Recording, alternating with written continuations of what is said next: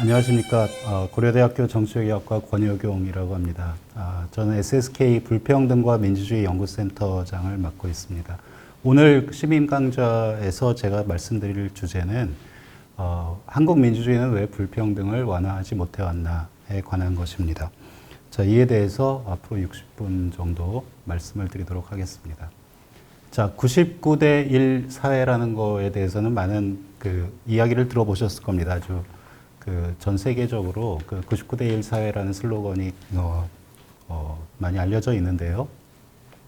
그리고 이와 관련해서 봉준호 감독의 기생충 많이 보셨을 텐데 불평등이 악몽을 낳는다는 것이 아마 그 영화의 하나의 메시지가 아닐까 하는 생각이 듭니다. 그래서 오늘 제가 말씀드릴 내용은 우리 사회의 불평등이 어떠한 정치적 그리고 경제적, 사회적 파급 효과를 갖는가에 대한 말씀을 드리고자 합니다. 자, 오늘 말씀드릴 강좌의 목차는 다음과 같습니다. 첫 번째로 우리 사회의 불평등이 어느 정도인가를 살펴보는 순서를 갖고요. 그래서 임금, 소득, 자산 불평등에 대한 내용을 간략하게 살펴보도록 하겠습니다. 또 아울러서 기회의 불평등에 대한 이야기가 많이 나오는데 그거에 대한 이야기도 같이 말씀드리도록 할 거고요. 그리고 나서 민주주의의 이상과 현실에 대해서 제가 이야기를 하도록 하겠습니다. 자, 그리고 본론으로 이 강좌의 주제인 왜 한국 민주주의는 불평등을 완화하지 못해왔나에 대해서 제가 생각하는 5가지의 내용을 이제 하나하나씩 말씀드릴 텐데요. 첫 번째는 투표 참여의 불평등이고요. 두 번째는 투표 선택, 그리고 세 번째는 정치 대표의 불평등, 그리고 네 번째는 국가 역량의 문제, 그리고 다섯 번째로 정치 제도에 대해서 말씀을 드리도록 하겠습니다. 자, 우선 첫 번째로 한국의 불평등에 대해서 임금 불평등을 보도록 하겠습니다. 임금 불평등은 노동시장에서 우리가 일을 하면서 받게 되는 급여로 측정한 불평등 정도일 텐데요. 지금 보시는 슬라이드에서는 OECD 주요 회원국의 저임금 노동자 비율을 나타내고 있습니다. 그래서 저임금 비율이라는 것은 OECD 기준으로 보았을 때 중위임금의 3분의 2 이하를 받는 노동자 비율을 가리킵니다. 2012년 자료인데요. OECD 평균이 16.3%를 기록했는데 우리나라의 경우는 당당히도 미국에 이어서 두 번째로 저임금 노동자 비율이 높은 나라로 기록이 되었습니다. 그래서 약 25.1%의 노동자들이 저임금 노동자로 분류가 되는 것을 봤고요. 벨기에나 일본, 포르투갈 등등은 상당히 낮은 수준의 비율을 보여주고 있습니다. 자, 이거는 근로 조건, 노동시장 지위에 따른 월평균 임금을 비교하고 있는데요.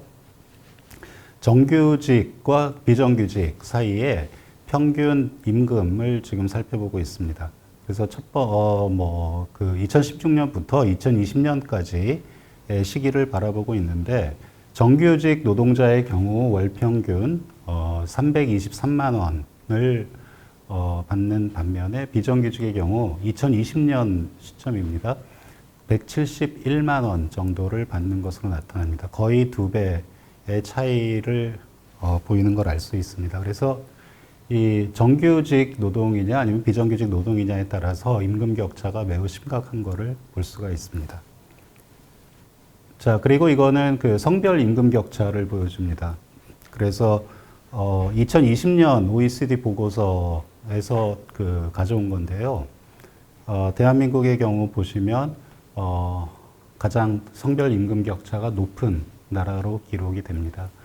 그래서 대략 35%가 조금 못 미치는 수준인데요. 이것이 의미하는 바는 다른 모든 조건이 똑같은데 여성 노동자의 경우 남성 노동자의 임금의 약 65%를 받게 된다는 그런 젠더 임금 격차를 분명히 보여주고 있습니다. 자, 그리고 이어서 소득 불평등에 대해서 말씀을 드리겠습니다. 임금 불평등이 노동시장으로부터 일을 하면서 받는 급여로 측정한 것이라면 소득 불평등은 임금에다가 그리고 그 각종 금융소득을 포함한 그런 개념입니다. 그리고 소득불평등은 보통 가구 수준으로 측정을 하는데요. 지금 왼쪽에서 보시는 것이 이제 지니계수 추이고요. 오른쪽이 소득 5분위 배율 추이를 보여줍니다. 그래서 보시면 위에 있는 그 점선으로 표시된 그래프가 시장 소득을 나타내고요. 아래 실선으로 표시된 것이 가처분 소득으로 측정한 소득 불평등을 보여줍니다. 왼쪽 그 패널을 보시면 지니계수 추이를 보여주는데 아시다시피 지니계수는 0에서 1 사이로 측정이 되고요. 1에 가까울수록 더 불평등한 것을 나타내는 정도입니다. 2018년 시점을 보았을 때 그 시장 소득으로 추정한 지니계수가 약 0.402를 기록한 반면에 가처분 소득으로 그 측정했을 때는 0.345를 가리킵니다. 제가 여기 그 빨간 화살표로 표시를 했는데요. 이것이 의미하는 바는 무엇이냐면 시장 소득으로 그 가구의 소득이 들어온 이후에 정부의 조세 정책 그리고 각종 재분배 복지 정책을 통해서 낼 세금은 내고 그리고 정부로부터 받을 것은 받은 이후에 처분 가능 소득으로 측정한 것 사이의 간격입니다. 이 차이는 결국은 따지고 보면 정부의 노력, 정부의 정책의 효과라고 볼 수가 있습니다. 그런데 꽤 그 최근 들어서 2017년 이후부터 시장 소득 대비 가처분 소득이 상당히 많이 줄어드는 것, 그 불평등 정도가 줄어드는 걸 알 수 있는데 그러나 이거는 점점 개선되고 있는 상황이긴 하지만 나중에 보시겠지만 국제 비교적인 측면에서 볼 때는 아직 그 많이 남아 있는 그런 여지가 있는 부분입니다. 오른쪽 패널을 보시면 소득 5분위 배율 추이를 보여주는데요. 이거는 그 하위 소득 그 20%, 1분위 대 그 상위 소득 20%, 5분위 가구의 소득 배율을 가리킵니다. 그래서 그 점선으로 표시된 그 시장 소득을 보시면 11.15로 표시가 됩니다. 2018년 11.15로 측정이 됐는데요. 이것이 의미하는 바는 상위 20%에 해당하는 5분위 가구 소득은 하위 20%에 해당하는 1분위 가구 소득의 11.15배라는 거죠. 상당히 큰 차이이고요. 처분 가능 소득으로 측정했을 때는 6.54를 기록했습니다. 그래서 예컨대 뭐 그 1분위 가구의 한 달 그 월 소득이 예를 들어서 100만 원이라면 5분위 가구의 월 소득은 654만 원이라는 이야기입니다. 이것이 이제 처분 가능 소득으로 측정했을 때 그렇고요. 시장 소득으로 측정을 한다면 1분위 가구의 월 소득이 100만 원인 경우에 5분위 가구 소득은 1,115만 원이라는 얘기죠. 상당히 커다란 차이의 소득 불평등을 보여주고 있습니다. 자, 소득 집중도인데요. 자, 아까 그 99대 1 사회라는 슬로건으로 그 강좌를 시작했는데, 소득 상위 1%가 그 나라 소득, 전체 소득의 어느 정도를 점유하고 있느냐로 측정한 것이 왼쪽에 이 빨간색으로 표시된 그래프고요. 오른쪽에 파란색으로 표시된 그래프는 소득 상위 10%가 어느 정도의 소득을 점유하고 있느냐를 보여줍니다. 우리나라의 경우에 12.2%로 측정이 되죠. 왼쪽 그래프를 보시면. 그래서 소득 상위 1%가 우리나라 전체 소득의 12% 정도를 점유하고 있다라는 것을 보여주고요. 오히려 더 그 특징적인 것은 소득 상위 10%의 소득 집중도입니다. 그래서 우리나라 소득 상위 10%가 우리나라 전체 소득의 43.3%를 차지하고 있다는 것을 보여주고 있고, 이것은 국제 비교적인 측면에서 볼 때 매우 높은 비율을 보여주고 있습니다. 그래서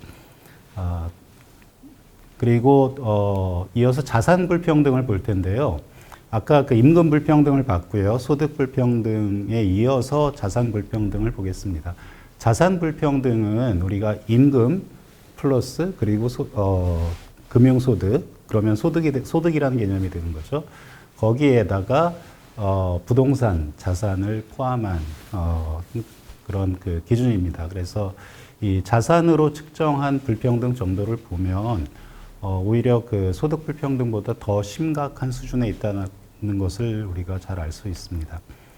여기 그래프를 보시면 2019년 그 가계금융복지조사로부터 추출한 것인데요. 1분위 가구의 그 평균 자산 보유액이 3,252만 원인 반면에 5분위 가구의 경우는 12억 7천만 원을 기록합니다.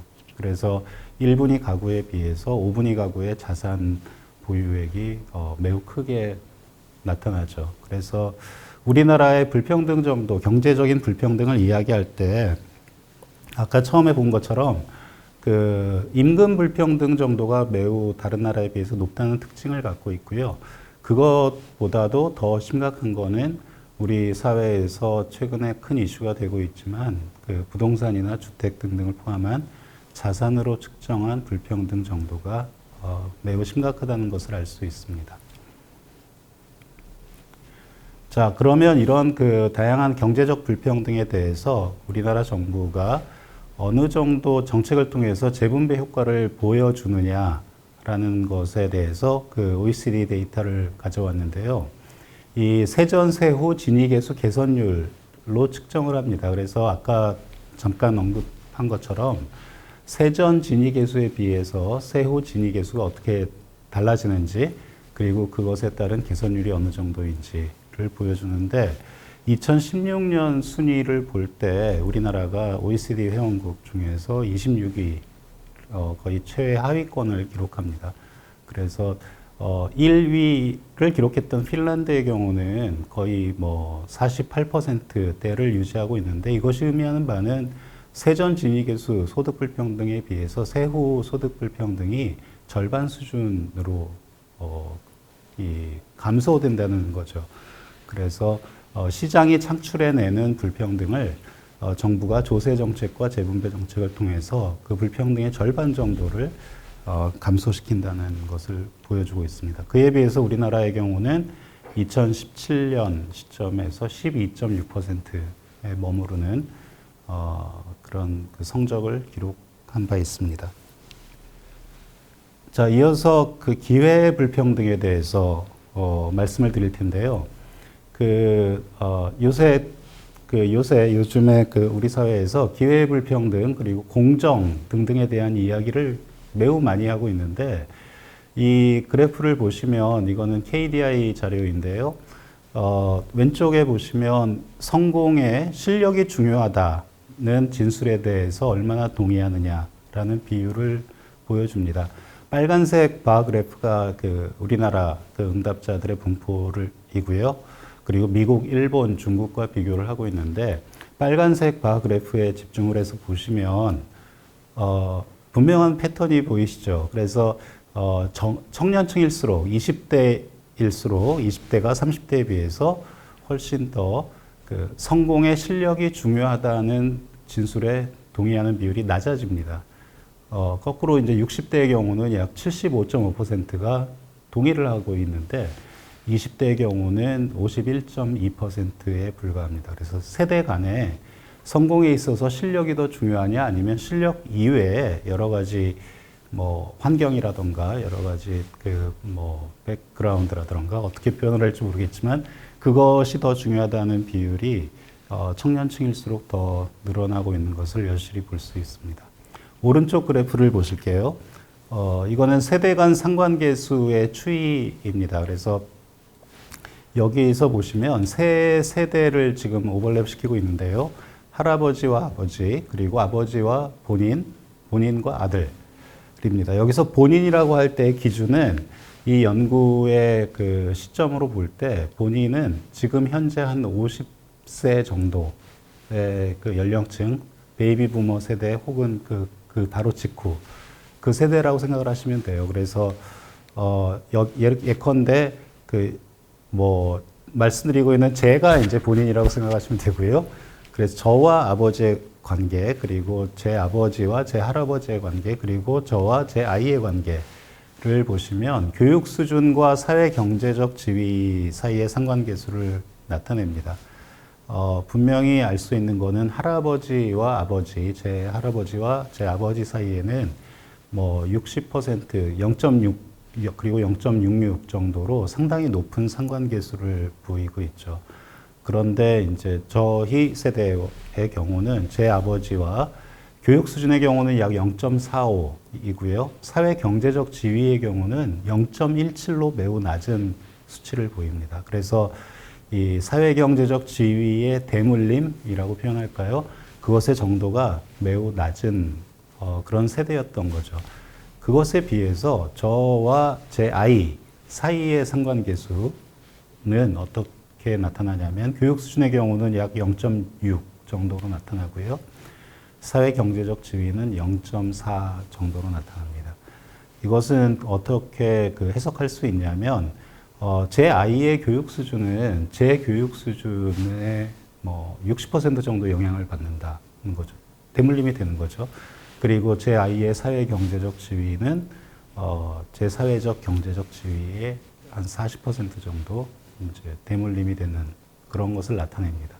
자, 이런 것을 보면 앞에서 왼쪽 그래프에서 봤던 것처럼 20대, 30대 청년층이 성공의 실력이 중요하다는 진술에 대해서 동의하는 비율이 매우 낮게 나타나는 것이 왜 그런지를 우리가 이해할 수 있습니다.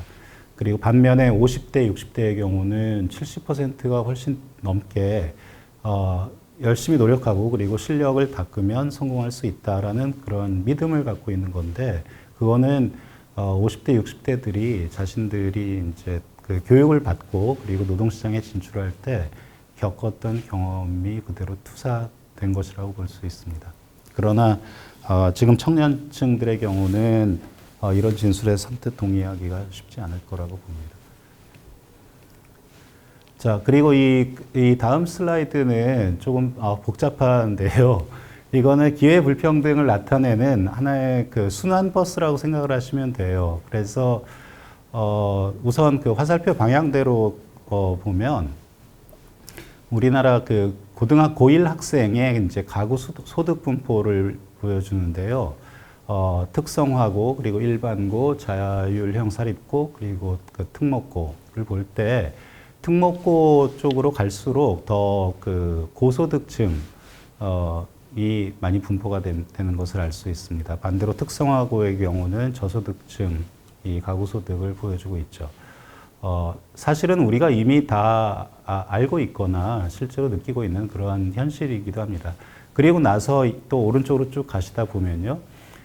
대학 진학률이 나타나요. 그래서 대학 진학률의 경우도 보면 소득 5분위로 갈수록 더 대학 진학률이 높아지는 것을 우리가 알 수 있습니다. 반대로 소득 1분위의 경우는 대학 진학률이 약 30% 정도에 머무르고 있어요. 그리고 또 버스를 타고 내려가시면은 이 자료가 보여주는 거는 서울대 학교 입학생의 이제 그 구성 변화인데요. 이걸 보시면 그 출신 고등학교의 그 유형별로 특목고 그리고 뭐 자율형 사립고 그리고 강남 3구 출신 고등학교 뭐 등등에 따라서 시기가 더 최근으로 올수록 더 특목고나 강남 3구 그리고 자율형 사립고 출신이 더 많이 서울대에 입학하는 것을 볼 수가 있습니다. 아까 첫 번째 버스 정류장에서 그 가구 소득에 따라서 다른 유형의 고등학교 진학이 달라진다는 걸 보셨어요. 그리고 나서 지금 보면 이제 서울대학교 신입생들 중에서 출신 고교 유형별로 어떠한 그 추세를 보여주는지가 연결이 되실 겁니다.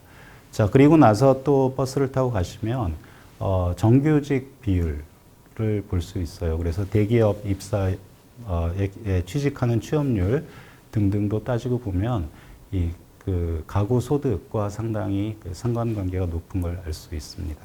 자, 결국 이 그 기회 불평등이 이 슬라이드가 보여주는 거는 가구 소득 그리고 그리고 그 자산의 불평등이 그 자녀의 그 진학과 상당히 그 교육 수준과 상당한 그 상관관계를 보여주고 있고요. 그것이 이후에 그 자녀가 노동시장에 진출했을 때 어떠한 일자리를 갖게 되느냐에 커다란 영향을 미친다는 것을 볼 수가 있습니다. 결국은 하나의 그 순환 고리를 보여주는 그런 그래프라고 할 수 있습니다. 자, 그러면 이러한 불평등과 민주주의의 관계는 어떤 것이냐에 대해서 말씀을 드릴 텐데요. 지금 로버트 다알이라는 미국의 정치학자, 1971년에 폴리아키라는 아주 현대 민주주의에 대한 고전적인 텍스트에서 어떠한 언명을 하고 있냐면, 민주주의의 핵심 원리는 정부가 정치적으로 동등한 시민의 선호에 대해서 지속적으로 반응하는 것이다 라는 그런 언명을 한 바가 있습니다. 자, 그러면 이것이 민주주의의 핵심 원리라면 여기에 대해서 우리가 질문을 던질 수 있겠죠. 우리 정치인, 정당, 정부는 모든 시민을 정치적으로 동등하게 간주하고 있을까? 라는 질문을 던질 수 있고요. 그리고 다양한 사회계층의 요구와 선호를 동등하게 반영하고 있는가? 라는 질문을 또 던질 수 있습니다. 또 던질 수 있는 질문은 지속적으로 반응하는가? 라는 질문이죠. 이거는 우리가 다 알다시피 정치인, 정당, 정부는 평소에는 우리의 이야기를 전혀 듣지도 않는 것 같다가 선거철만 되면 듣는 것처럼 보이죠. 그리고 실제로 그런 게 관철되는 것도 사실이고요. 그래서 우리가 민주주의의 이상과 현실을 이야기할 때 모든 시민을 동등하게, 정치적으로 동등한 존재로 간주하는지, 그리고 지속적으로 반응하는지에 대한 질문을 던질 수가 있습니다. 자, 이러한 질문과 관련해서 레리 바르텔스라는 미국의 정치학자가 불평등한 반응성이라는 개념을 제시한 바가 있습니다. 불평등한 반응성이라는 것은 다시 말해서 정치인들 그리고 유권자의 시민의 대표자들이 불평등하게 반응한다라는 것을 가리키는 건데요. 특히 이런 불평등한 반응성 개념이 도출된 레리 바르텔스의 경험적 연구에 따르면 미국의 상원의원들의 반응 정도를 살펴봤을 때 고소득층의 선호와 요구와 이익에 가장 충실하게 반응하는 걸 알 수 있고요. 그리고 이어서 중산층의 요구에 반응하는 정도를 보입니다. 그리고 놀랍게도 저소득층의 요구와 선호에는 전혀 반응하지 않는다는 것을 보여주고 있습니다. 이거는 공화당이건 민주당이건 마찬가지의 패턴을 보입니다. 자, 이어서 민주주의 불평등과 민주주의의 관계에 대해서 우리가 논의할 때 항상 언급하게 되는 모델이 있는데요. 멜저 리처드 모델입니다. 이 두 경제학자가 제시한 이론적 모델인데, 이 멜저 리처드 모델에 따르면 불평등이 증가할수록 선거에서 결정적인 투표자인 중위 투표자의 소득이 평균 소득에 비해서 더 낮아지게 될 거고요. 그래서 중위 투표자들이 더 많은 재분배 정책을 요구하게 될 것이다 라는 주장을 펼칩니다. 그리고 모든 정당은 선거 승리를 목적으로 하기 때문에 정당은 중위 투표자의 요구를 반영하는 공약과 정책을 펼칠 인센티브가 있겠죠.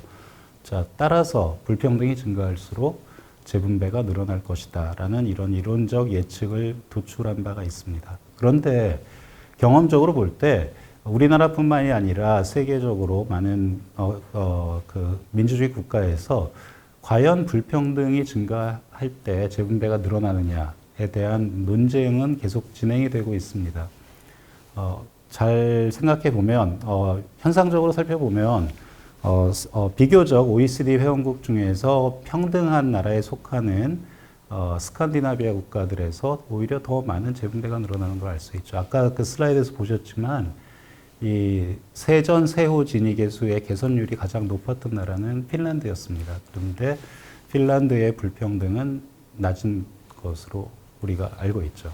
그래서 오히려 상대적으로 평등한 나라가 재분배를 더 많이 하고 더 불평등한 미국의 경우 재분배가 오히려 적은 이러한 패러독스가 발견이 되기도 합니다. 그래서 멜저 리처드 모델이 예측한 바와 우리가 경험적으로 관찰하는 현상 사이에 어떤 이 간극이 있는데요. 여기에 대해서 설명하려는 학문적 시도들이 많이 있었습니다. 자, 그래서 그 중에 이제 세 가지를 제가 간략히 말씀을 드리자면, 첫 번째는 투표 참여의 소득 편향입니다. 그 멜처 리처드 모델이 이론적으로 전제했던 것은 모든 사람이 투표한다라는 전제였는데, 그러나 현실은 그렇지 않죠. 모든 사람이 투표하지 않을 뿐만 아니라 투표 참여에 있어서 소득 편향이 나타난다는 것을 우리가 알 수 있습니다. 즉 다시 말해서 고소득층에 비해서 저소득층은 훨씬 덜 투표하는 걸 알 수가 있죠. 두 번째는 계급 배반 투표라고 이제 우리나라에서 이제 표현되고 있는 현상인데요. 과연 모든 유권자들이 자신의 소득의 바탕에서 투표를 하느냐에 대한 것입니다. 그것이 오히려 그 역전 현상을 나타낼 수도 있다는 점을 이야기하고요. 마지막으로는 그 불완전한 정보의 문제입니다. 혹은 정보의 오류의 문제이기도 한데, 이것은 무엇을 가리키냐면 우리나라 소득 분포에서 내가 어느 위치에 있는가에 대해서 나는 과연 얼마나 잘 알고 있을까에 대한 거죠. 실제로 객관적으로 나는 저소득층인데 스스로는 중산층이라고 인식하게 되는 경우도 많이 있고요. 그래서 이런 불완전한 정보 때문에 이 멜처 리처드 모델이 예측하는 바와 다른 현상이 나타나는 게 아니냐 하는 그러한 논의도 있습니다.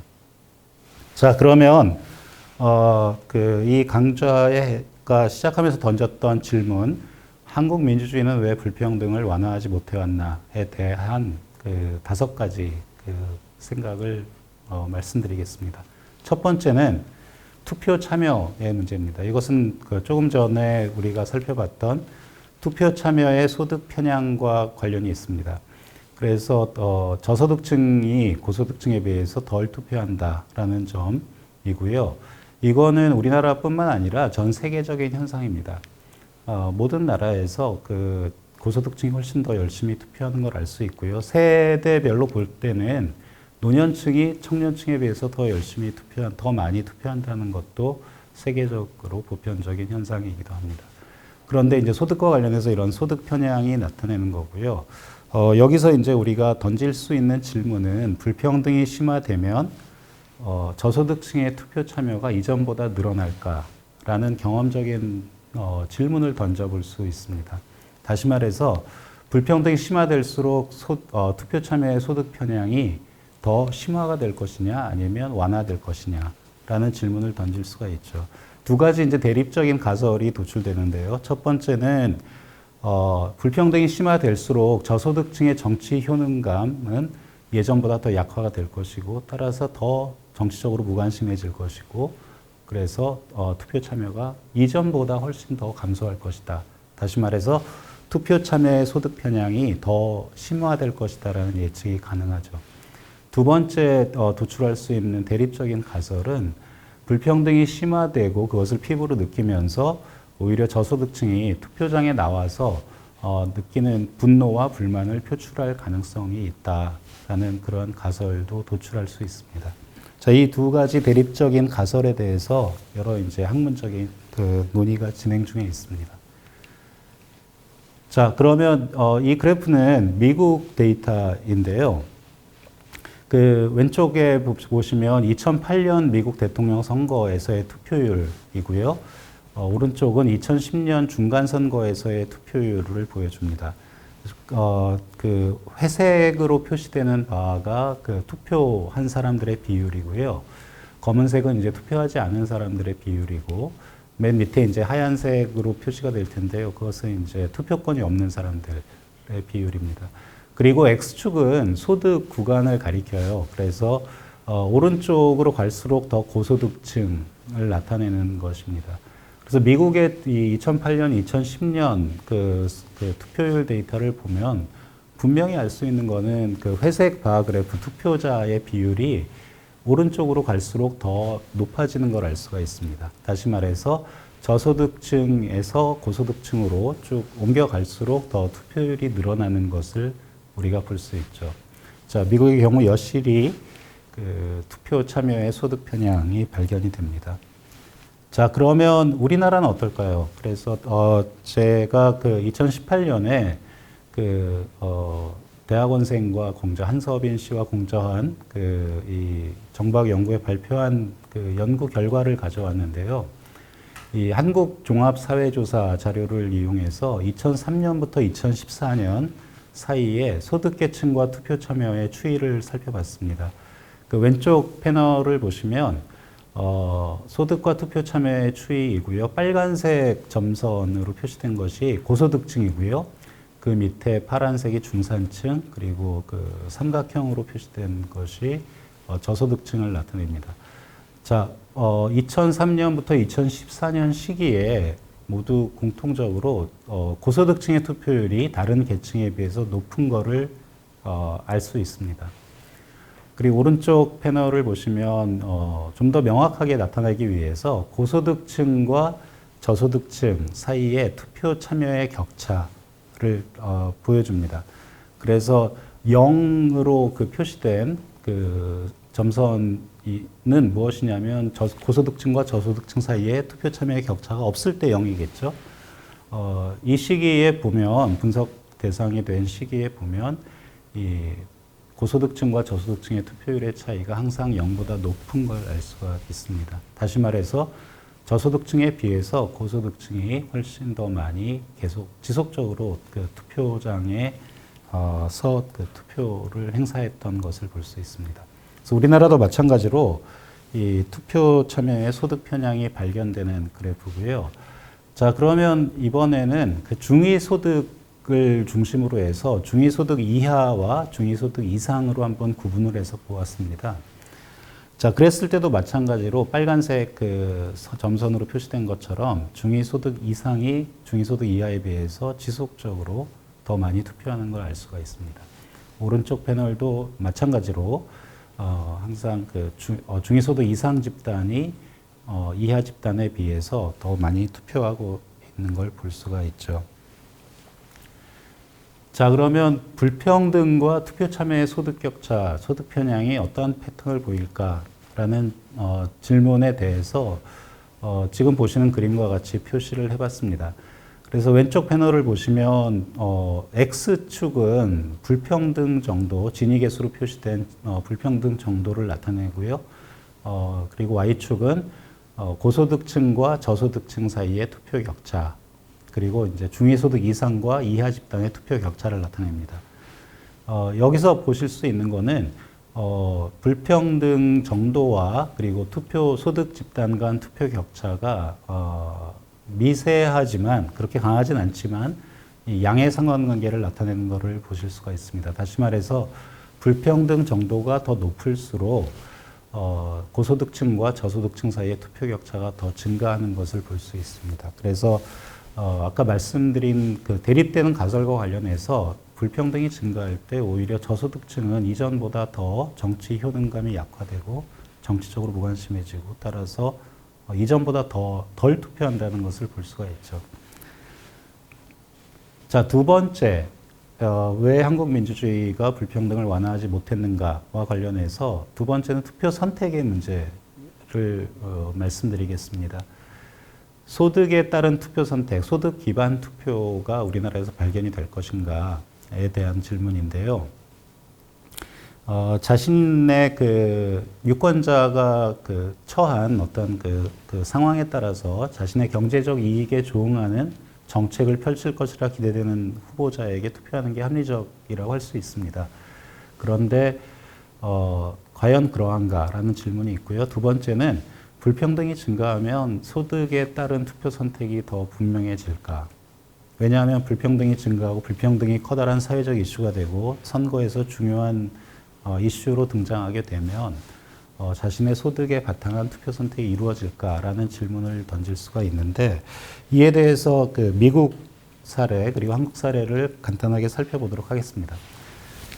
자, 이거는 이 슬라이드는 놀란 맥카티 외에 그의 공저자들이 2006년에 쓴 책이 제목이 Polarized America라는 책인데요. 거기서 사용한 지수를 산출한 도식입니다. 그래서 소득에 따른 정당 지지의 계층화 지수, 그리고 소득에 따른 투표 선택의 계층화 지수 두 가지를 보여주는데요. 이 지수는 어떻게 측정이 되냐면 소득 하위 20% 계층 중에서 공화당을 지지한 사람들의 비율과 소득 상위 20% 계층 중에서 공화당을 지지한 사람들의 비율을 지수를 표시하는 겁니다. 그래서 이 계층화 지수가 1일 때 이것이 의미하는 바는 소득 하위 20% 계층 중에 공화당 지지자의 비율과 상위 20% 계층 중에 공화당 지지자의 비율이 같다는 것을 의미합니다. 이 지수가, 계층화 지수가 1보다 크다는 것이 의미하는 바는 상위 계층에서 공화당 지지자의 비율이 더 높다는 것을 나타내는 거고요. 이 지수가 1보다 낮은 경우는 오히려 역전 현상이죠. 오히려 저소득 계층에서 공화당 지지자 비율이 더 높다는 것을 나타낼 겁니다. 자, 이 지수를 사용해서 분석한 그 맥카티의 와 그의 공저자의 결과를 보시면 여기서 그 실선으로 표시된 것이 정당 지지도이고요. 점선이 대통령 선거에서 공화당 후보에게 투표한 것으로 측정한 계층화 지수입니다. 이 빨간색으로 제가 1을 마크했는데요. 이 시기를 보시면 60년대의 약간 짧은 시기를 제외하고는 모두 다 1보다 높은 것을 알 수 있습니다. 다시 말해서 저소득층 중에서 공화당을 지지한 사람들의 비율보다 고소득층 중에서 공화당을 지지한 사람들의 비율이 훨씬 높게 나타나는 걸 볼 수 있고요. 두 번째, 또 우리가 이 그래프에서 찾아볼 수 있는 것은 무엇이냐면 미국에서 소득 불평등이 심화된 시기인 1980년도 이후부터 더 계층화 지수가 높아지는 것을 알 수 있어요. 그래서 불평등이 증가할수록 심화될수록 소득에 바탕한 투표 선택 그리고 정당 지지의 계층화 정도가 높아진다라는 것을 볼 수가 있습니다. 자, 그러면 우리나라는 어떤가? 궁금하죠. 그래서 제가 그 한국정치학회고에 이제 공전 논문을 발표한 적이 있는데요. 앞에서 봤던 맥카티 등등의 이제 지수를 이제 그 활용을 해서 우리도 마찬가지로 저소득층 중에서 보수 정당 이름이 많이 바뀌었습니다만 한나라당, 새누리당 지지자의 비율과 고소득층 중에서 보수 정당 지지자의 비율을 사용해서 측정을 해봤습니다. 마찬가지로 이것이 1인 경우는 동등하다는 거고요. 또 비율이 똑같다는 거고요. 1보다 높으면 고소득층 중에서 보수정당 지지자가 저소득층 중에서 보수정당 지지자보다 더 많다는 것을 나타내고요. 1보다 작으면 역전 현상인 거죠. 자, 보겠습니다. 자, 빨간색으로 제가 1을 마크했는데요. 그 정당 지지 계층화나 투표 계층화 둘 다 1보다 낮게 나타나는 걸 알 수 있어요. 그래서 오히려 미국과 달리 고소득층 중에서 보수정당 지지자 비율에 비해서 저소득층 중에서 보수정당 지지자의 비율이 더 높게 나타납니다. 예외적인 케이스가 그 2007년 대선 때인 것으로 나타나요. 그때는 아마도 선거에서 주요 그 이슈가 됐던 것이 이제 경제 살리기. 그때 이명박 후보가 이제 캠페인을 벌이면서 경제 살리기 등등을 이슈로 하면서 더 이 소득에 따른 이런 그 정당 지지 후보 선택이 나타난 것이 아니었나 하는 생각이 들고요. 그 2007년을 제외하고는 1보다 낮은 수치를 보여주고 있습니다. 그래서 흔히 우리가 그 계급 배반 투표라고 그 많이 표현하는 그런 현상이 여기서 보여주는 거죠.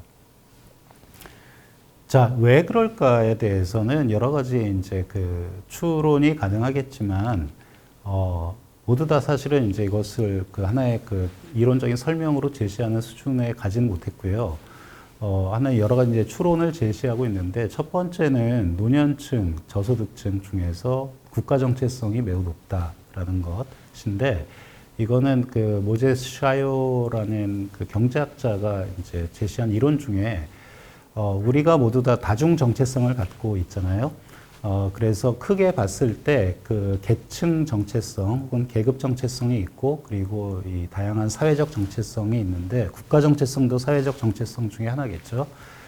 저소득층일수록 계급 정체성에 바탕한 그 선호와 그리고 요구를 형성하기보다는 여러 가지 다양한 형태의 사회적 정체성에 바탕한 선호를 형성하기를 더 원하는 경향이 있다라는 주장이에요. 왜냐하면 계급 정체성으로 봤을 땐 이미 사회에서 열악한 위치에 있기 때문에 그것보다는 사회 내에서 내가 더 우월한 위치에 있다고 간주되는 그러한 여러 가지 사회적 정체성을 더 강조하는 측면이 있다는 거죠. 그 중에 하나가 이제 국가 정체성입니다. 그래서 우리나라의 경우에 보면 우리가 알고 있는 거는 노인 빈곤율이 매우 높다는 것을 봤을 때 우리나라 저소득층 중에서 노년층의 비율이 매우 높고요. 노년층 중에 저소득층이 매우 많고, 그리고 알고 있는 것은 노년층일수록 더 이 국가 정체성이 매우 높은 걸 알 수 있죠. 그래서 이런 것으로 설명할 수 있지 않을까 하는 추론이 가능하고요. 또 하나는 이제 그 오래전부터 이 확산되어 있었던 경제 성장에 따른 낙수 효과의 기대 때문에 더 많은 복지라든가 더 많은 재분배보다는 경제 발전, 경제 성장을 잘할 것이라고 여겨지는 정당에 대한 지지로 이어진 것이 아닌가 하는 생각을 할 수도 있습니다. 그리고 경제 이슈뿐만 아니라 다양한 이슈들에 대한 그 근거한 다차원적인 선거 경쟁이 이루어지고 있다는 것도 지적할 수가 있겠습니다. 자, 세 번째는 정치 대표성의 문제입니다. 그래서 아까 그 레리 바르텔스의 그 불평등한 반응성에 대해서 말씀을 드리기도 했는데, 이런 질문을 할 수가 있는 거죠. 우리 정부, 정당, 정치인은 모든 시민의 선호를 동등하게 반영하는가? 라는 질문이고요. 이 고소득층의 선호가 더 잘 반영될 것이라고 예상할 수 있는 근거가 있습니다. 첫 번째는 저소득층에 비해서 고소득층일수록 현안이 되는 정책에 대해서 더 선호를 분명하게 정리하고 형성하고 또 표현할 수 있는 능력을 갖추고 있죠. 두 번째는 저소득층에 비해서 고소득층이 더 정치인들을 직접 접촉할 기회가 많습니다. 이거는 학연이라든가 여러 가지 뭐 사회적인 네트워킹을 통해서 더 직접 접촉을 할 기회가 많죠. 세 번째는 고소득층이 후보자들의 선거 캠페인에 기여할 시간이 더 많고요. 그리고 더 기여할 만한 자원이 더 풍부합니다. 자, 이렇기 때문에 정치인들은, 정당은 고소득층의 선호를 더 열심히 잘 반영할 것이다라고 예상할 수가 있습니다.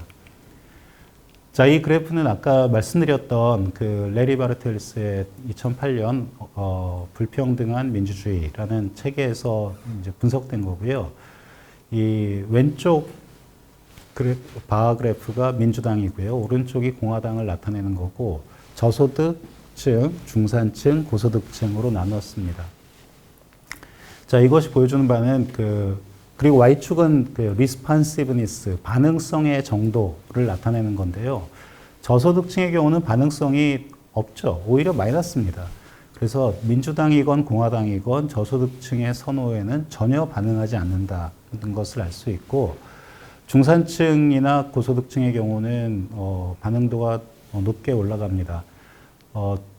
더 쇼킹한 것은 무엇이냐면 공화당이 얼마나 고소득층에 대해서 열심히 반응하는가를 보시면 알 수 있습니다. 고소득층에 대한 반응 정도에서 민주당과 공화당이 큰 차이를 보여주고 있는 걸 알 수 있죠.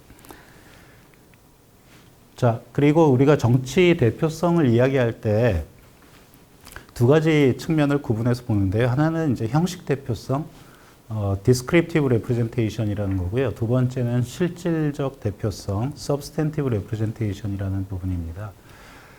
형식 대표성의 아이디어는 어떤 거냐면, 정치적 대표는 그 사회 구성원의 분포를 반영해야 된다는 원리예요. 그래서 우리나라 국회가 300명으로 이루어지고 있다면 그 300명의 국회의원들의 분포는 우리나라 유권자들, 사회 구성원들의 연령별, 성별, 직업군별, 그리고 소득계층별 분포를 반영하는 것이 형식 대표성의 원리, 해야 한다는 것이 형식 대표성의 원리죠.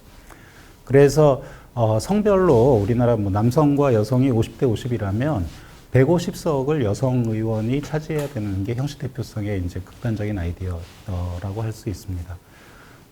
그래서 그런데 이제 형식 대표성에 있어서 국가마다 차이를 보여주기도 하고요. 이건 뭐 선거 제도의 효과일 수도 있지만 구체적인 메커니즘을 우리가 살펴보면 누가 출마하는가를 봐야 되고요. 그리고 두 번째는 누가 공천을 받는가. 세 번째는 누가 당선되는가. 이런 부분을 대해서 이런 세 가지 메커니즘에 대해서 우리가 더 구체적으로 살펴볼 필요성이 있긴 합니다. 어, 누가 출마하는가와 관련해서 그 고소득층에 비해서 저소득층은 출마하기가 상당히 한 제약이 있을 수 있어요. 그 출마하기 위해서 내야 하는 기탁금, 뭐 공탁금이라고 하나요? 그런 것도 있고 또 시간적인 여유도 있을 거고요. 남성에 비해서 여성은 출마하는 데 드는 제약이 많을 수 있습니다. 예컨대 지금 내가 일을 하고 있는데 출마를 위해서 휴직을 할 때 출마를 위한 휴직을 어느 직장이 인정을 할까의 문제도 있고요. 그리고 우리가 그 경력 단절 여성의 그 현실을 볼 때 선뜻 출마하기가 어려운 그런 상황도 있을 수 있죠. 자, 이런 세 가지 메커니즘을 봐야 되고요.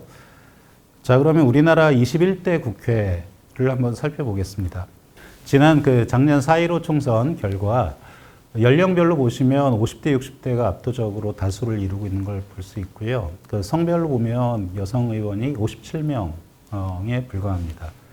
대체로 21대 국회를 보면 50대 이상 남성, 고소득층, 그리고 뭐 명문대 졸업생, 그리고 직업군별로는 법조인들이 과다대표되고 있는 것을 우리가 잘 알고 있습니다. 그래서 그 소득과 관련해서 21대 국회의원의 그 부동산 재산 현황이라는 것을 경실련에서 발표한 적이 있는데요. 국민의 평균치가 약 4.3억이라고 집계가 되는데 국회의원들의 부동산 재산, 평균 부동산 재산은 21.8억으로 나타납니다. 그래서 국민의 평균치의 5배를 갖고 있는 고소득층들이 거죠. 직업 비례성이라는 것을 KBS에서 이제 뭐 분석을 한 적이 있고요. 이거는 그 20대 국회가 대상입니다. 자, 검사가 그 20대 국회 때 8명, 검사 출신 의원이 8명이었는데 유권자 중에서 검사라는 직업을 갖고 있는 사람들의 비율은 0.005%에 불과합니다. 근데 국회의원 중에 2.67%를 차지하는 거죠. 이거는 직업 비례성으로 볼 때 545배를 기록합니다. 그 밑에 판사를 보시면 마찬가지로 494배인 거죠. 유권자 구성 비율 대 국회의원 중에서의 이 판사 출신 의원의 비율을 볼 때 변호사 176배고요. 기자 105배, 그리고 교수 95배를 볼 수 있습니다. 그래서 형식 대표성의 측면에서 직업군별로 이런 그 매우 과다 대표되고 있는 직업군들의 이제 대표적인 사례라고 할 수 있습니다. 마찬가지로 21대의 경우도 보면 정치 입문 전에 직업 상위를 조사한 것을 보면 관료, 변호사, 언론인, 검사, 기업인, 대학 교수, 보건의료인 뭐 이런 순서입니다. 그래서 화이트 칼라 국회라고 표현하는 게 맞겠죠. 그리고 이제 고소득층 화이트 칼라 국회라고 표현하는 게 맞을 것 같습니다. 실질 대표성의 경우는 형식 대표성을 뛰어넘어서 다양한 계층, 성별, 세대를 대표하는 정치인들이 입법 활동 그리고 정책을 통해서 얼마나 그 자신이 대표하는 집단을 대변하는가의 문제입니다. 예를 들어서 여성 대표라고 해서 반드시 젠더 평등 입법 활동을 하는 건 아니죠. 그리고 청년 대표라고 해서 반드시 청년을 위한 입법 활동을 하는 건 아닙니다. 노동계층 대표라고 해서 반드시 노동자를 위한 입법 활동을 하는 것도 아니고요. 그래서 얼마나 그 실질적인 대표성을 보여주느냐의 문제가 있는데요. 이것에 대해서는 아직 그 차후 체계적인 실증 연구가 필요한 현실이라고 말씀드릴 수 있습니다. 자, 네 번째는 국가 역량이고요. 이것과 관련해서는 그 금융 부분이 매우 확대되고 있다는 것, 그리고 자산 불평등이 심화되고 있다는 것은 뭐 우리가 앞에서도 말씀드렸듯이 잘 알고 있고, 최근에 이제 뭐 아주 그 대두되고 있는 이슈이지만 공정한 경쟁 그리고 능력주의의 문제도 있는데, 근데 일종의 그 악순환의 고리예요. 아까 순환버스 그 기회 불평등 슬라이드에서도 말씀드렸듯이 자산 불평등이 교육 불평등으로 이어지고, 그리고 교육 불평등의 결과 노동시장 이중화가 더 심화가 되고요. 또 그 상황에서 정치적인 불평등, 아까 봤던 정치 참여나 정치적 대표성의 불평등도 관찰이 되고요.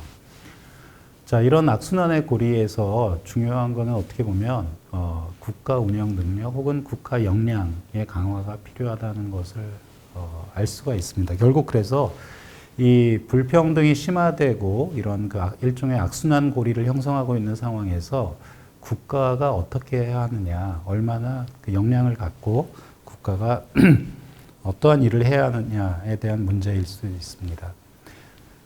자, 그런데 우리가 이 슬라이드에서 보는 것처럼 가계대출이 최근에 급격하게 증가하고 있다는 것은 뭐 언론 보도를 통해서 잘 아실 거고요.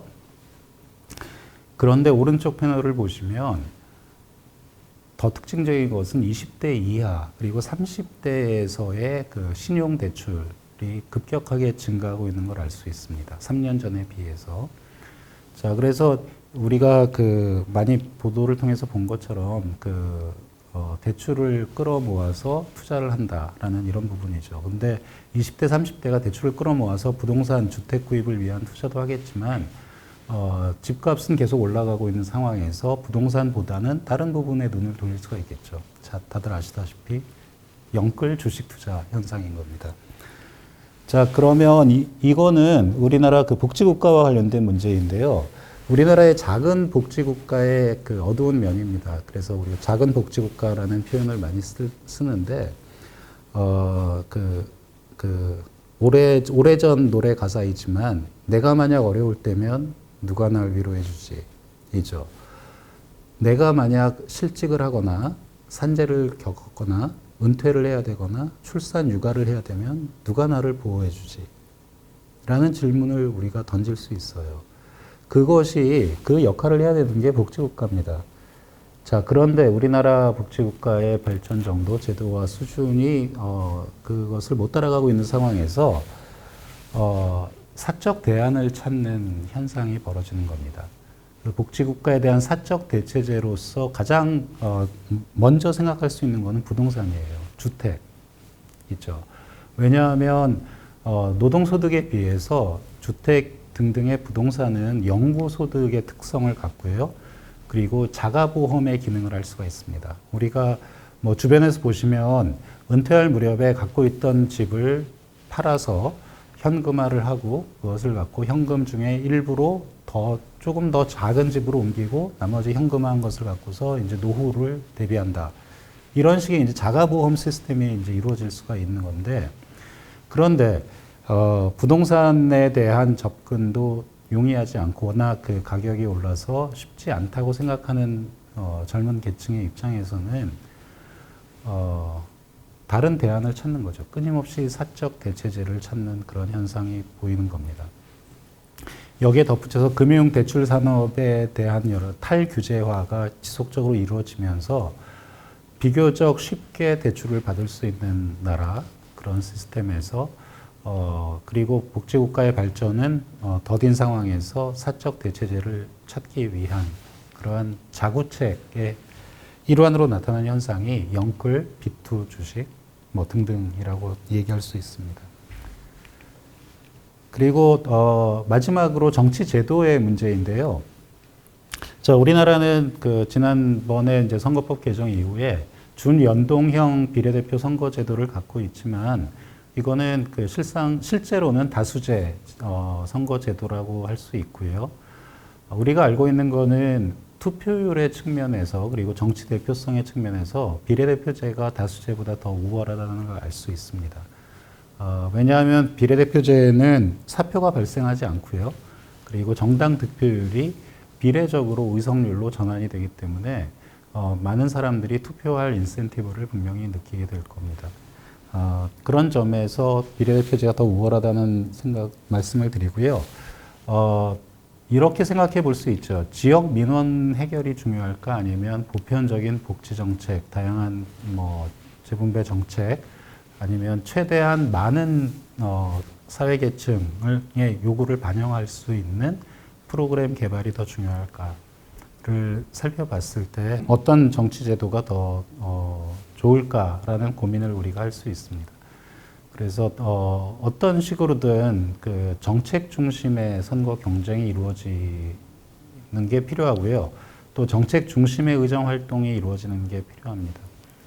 그래서 다수제에서 흔히 나타나는 현상이기도 한데 최근에 더 심해지는 것 중에 하나는 정당 정치가 점점 개인화되고 있고요. 특정 인물 중심으로 정당 정치가 전개되는 그러한 문제점을 우리가 최근에 발견하게 됩니다. 자, 결론입니다. 그래서 지금까지 제가 우리나라 한국 민주주의가 왜 불평등을 완화하지 못했나에 대해서 5가지의 이제 그 추론을 말씀드렸고요.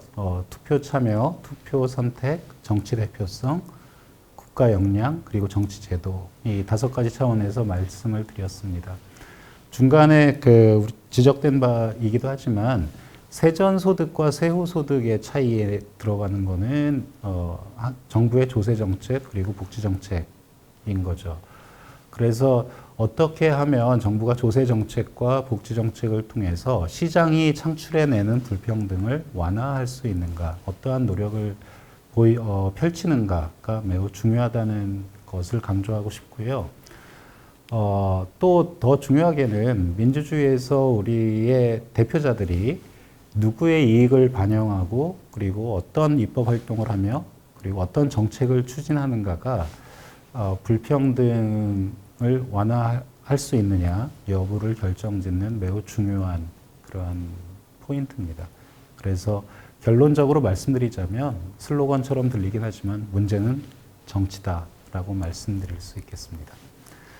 제 강좌는 여기까지로 마치겠습니다. 지금까지 경청해 주셔서 감사합니다.